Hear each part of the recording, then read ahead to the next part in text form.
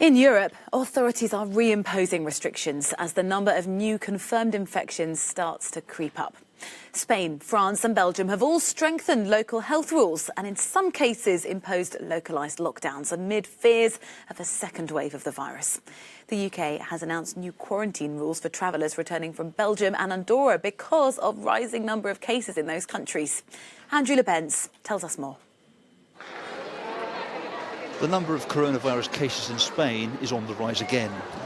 The town of Aranda del Duero is entering lockdown again because of a renewed spike. 230 fresh cases were reported here just yesterday.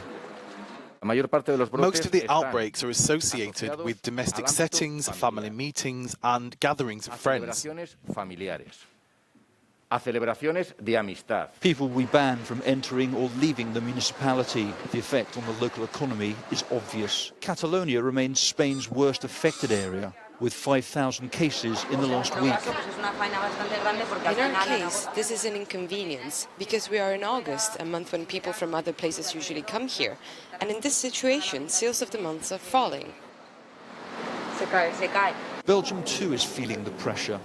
The city of Antwerp has been under lockdown amid an outbreak there that's seen the number of cases rise in the country fourfold since the middle of last month. That's forced the British government to impose a 14-day quarantine for all travellers arriving from Belgium. It's one of 3 countries that has had new restrictions imposed amid fears that returning holidaymakers could bring the virus with them. The British government minister Grant Shapps indicated that the new rules would also apply to Andorra and the Bahamas from Saturday morning. Life is continuing as normally as possible in the Netherlands. The country registered 600 new cases yesterday, a rise of nearly 50% on Wednesday. Amsterdam remains a popular tourist draw for young people, a group that's recorded 3,000 new infections in the last week. And that's a big worry for the government. It's not a second wave, it's not that bad yet, but it is worrying. And what we have to do is to prevent this getting out of hand, to prevent it becoming a second wave. We can only do that by sticking to the rules. Extra precautions are also being taken in the Danish city of Aarhus. Officials are now handing out information to the Somali minority that lives there, as well as restricting visitors to elderly care homes.